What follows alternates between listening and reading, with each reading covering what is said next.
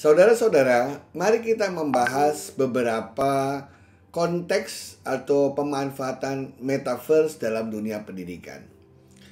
Yang pertama adalah kita bisa membuat alam semesta kembali menjadi sekolah yang holistik dan kontekstual. Apa maksudnya? Kalau kita misalnya berjalan-jalan di kebun, kita melihat tanah kosong.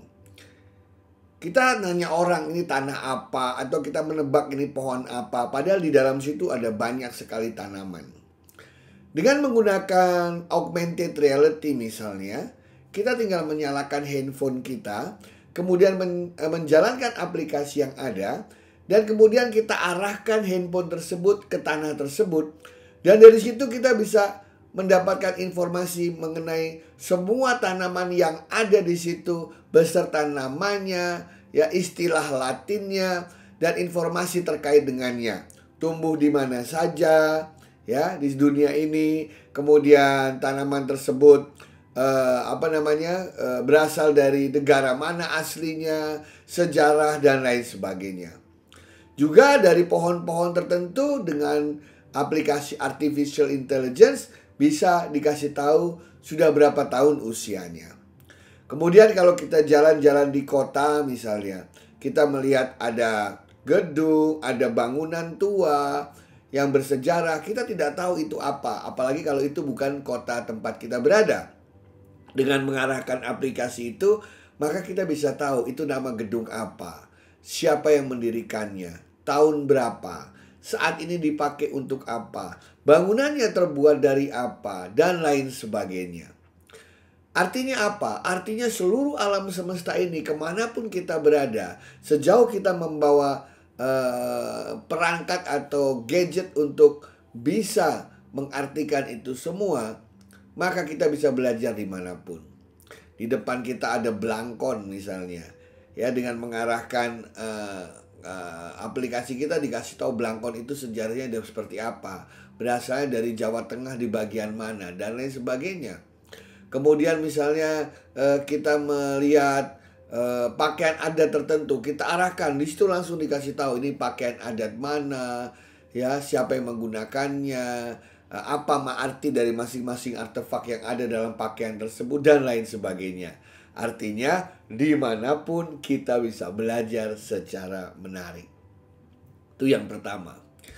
Kemudian yang kedua, kita sekarang banyak berinteraksi dengan menggunakan teleconference. Kita pakai Zoom, kita pakai Google Meet, kita pakai Microsoft Teams, dan lain sebagainya. Nampaknya kita sudah bosan berinteraksi hanya melihat muka, dada ke atas, ya. Nah, dengan menggunakan virtual reality, maka kita bisa menjumpai orang lain sesuai dengan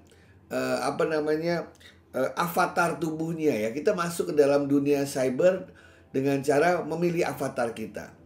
Bahkan kita bisa mereplikasi atau mendigitalisasi muka kita sehingga kita terlihat seperti sebenarnya.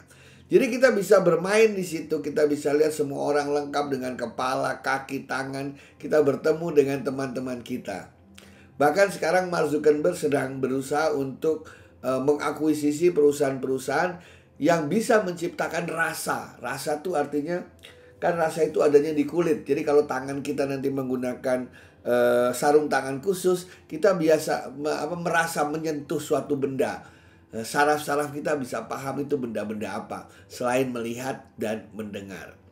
Dengan kata lain, interaksi dan komunikasi jarak jauh antara manusia semakin menarik dan menyenangkan. Saya membayangkan lagi belajar bahasa Inggris dengan orang Amerika, saya belajar bahasa Perancis dengan orang-orang di Paris, saya belajar bahasa Belanda dengan orang-orang yang ada di Maastricht, gitu ya. Dan terlihat secara natural, karena yang tampil adalah muka kita, tubuh kita. Kemudian contoh yang ketiga adalah kita bisa melakukan eksperimen dan eksplorasi ilmu yang tidak terbatas. Dulu kita belajar biologi. Kita diminta membayangkan jantung kita terbagi 4, bilik kiri, bilik kanan, serambi kiri, serambi kanan. Tapi saya tidak pernah bisa membayangkan seperti apa realnya. Dengan adanya mixed reality, maka jantung manusia itu bisa dianimasikan, bisa kita besar kecilkan, bisa kita putar-putar, sehingga kita bisa belajar ilmu-ilmu organ tubuh yang begitu kaya dan campur-campuran dan kecil-kecil itu menjadi mudah dimengerti. Anda bisa lihat di situ dia menggunakan kacamata headset. Atau yang di sebelah kanan ketika orang ingin belajar kimia.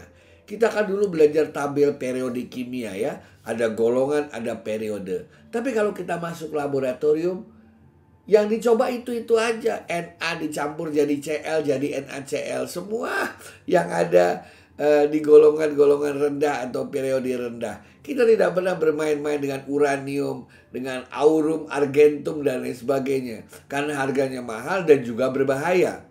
Namun dengan virtual reality semuanya bisa disimulasikan. Jadi yang berbahaya-berbahaya tersebut tidak mengenai tangan kita. Ya, jika terjadi ledakan tidak membahayakan kita, tapi bisa dalam bentuk simulasi-simulasi 3 dimensi. Sehingga kita tidak takut sebagai pelajar untuk melakukan eksperimen dan eksplorasi ilmu. Hal-hal yang tadinya tidak mungkin menjadi mungkin, yang tadinya bahaya bisa kita contain karena sifatnya yang virtual. Itulah 3 contoh bagaimana augmented reality, virtual reality dalam metaverse bisa memperkaya pengalaman peserta didik dalam belajar, terutama dalam konteks eksperimen dan eksplorasi ilmu pengetahuan. Sekian dan terima kasih.